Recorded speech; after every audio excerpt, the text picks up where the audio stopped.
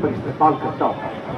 यहाँ पर आप मौजूद मेरे सभी बहुजन के कार्यकर्ता, मेरे क्षेत्र की आई हुई सम्मानित जनता, मेरी माएँ बहनें, मैं रईस मास्टर आप सबकी खिदमत में सलाम अर्ज करता हूँ।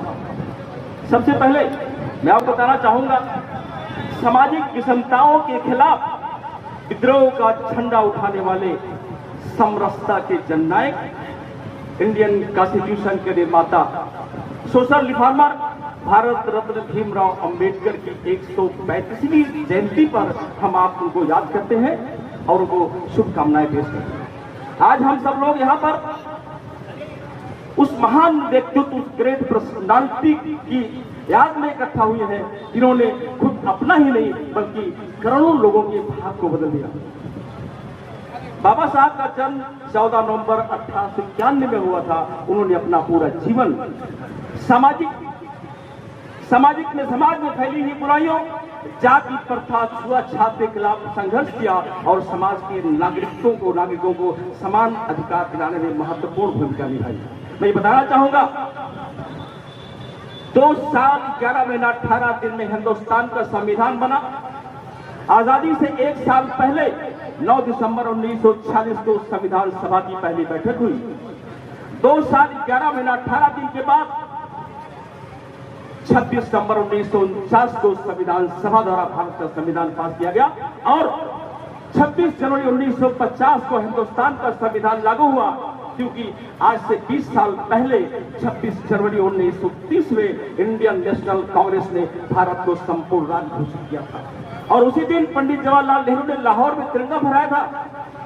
बाबा साहब अम्बेडकर ने हमें बताया कि शिक्षा, संघर्ष और संगठन के बल पर कोई भी व्यक्ति समाज में बदलाव ला सकता है। बाबा साहब ने जिस भारत का सपना देखा था, उस ऐसे भारत का सपना देखा था कि जहाँ पे समानता हो, जहाँ पे इक्वलिटी हो, जहाँ पे भेदभाव ना हो, जहाँ एक किसी पे ऊंच नीच में भेदभाव ना हो, सबको इक्वल राइट हो, सबको समान अवसर पड़े, सबको समान अवसर मिले। आइए हम सब बाबा साहब के संस्कारों को अपनाएं और एक ऐसे समाज को एक नया स्वरूप दें।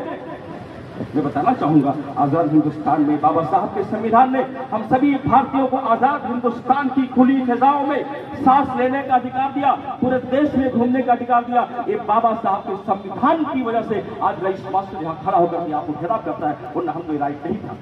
मैं बताऊंगा, हिंदुस्तान दुनिया का सबसे बड़ा डेमोक्रेटिक कंट्री है। हिंदुस्तान दुनिया का सबसे बड़ा लोकतांत्रिक व्यवस्था है। जहां पर लोकतांत्रिक व्यवस्था हो, वहां पर एक अच्छे खूबसूरत संविधान की जरूरत होती है। देश संविधान से चलता है। देश की शक्ति, देश का समाज की शक्ति संविधान में निहित है। मैं चाहूंगा मैं कहना चाहूंगा, democracy in democratic atmosphere there is a majority is in majority.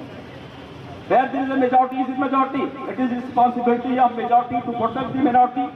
And also where there is a minority is majority, like Tappa Ujjar, it's also their responsibility to protect the majority. मैं बताना चाहूँगा, मेरे संविधान की खूबसूरती है कि जहाँ पर अक्सरियत के लोग अक्सरियत में हो, जहाँ पर बहुसंख्यक अक्सरियत में हो, उनकी जिम्मेदारी बनती है कि वहाँ अक़लियतों की, अल्पसंख्यकों की हिफाजत करें। और जहाँ पर अक़लियत के लोग अक्सरियत में हो, लाइक मेरा तप्पा उजियार, ये हमारी भी जिम्मेदारी, ये हमारी नैतिक जिम्मेदारी बनती है कि हम अक्सरियत के लोगों की हिफाजत करें। यही मेरे देश के संविधान की खूबसूरती है, ये मेरा देश के संविधान की खूबसूरती है। बाबा साहब ने इस हिंदुस्तान की खूबसूरती, जिस हिंदुस्तान का सपना देखा था, उनके सपनों को साकार करना ही उनकी सच्ची श्रद्धांजलि, ये उनकी सबसे सच्ची याददाश्त है, याद करना है। बाकी उनको याद करने का मकसद यही है कि हम उनकी बताए हुए उनके पद चिन्हों पर चलकर अपने देश का संचालन करेंगे। हम दुनिया को, अपने भारत को, देश को दुनिया के पटल पर स्थापित करेंगे। यही बाबा साहब ने हमें निर्देश दिया था। ये बाबा साहब का संदेश था कि एक ऐसा स्वस्थ समाज की स्थापना मेरे देश में हो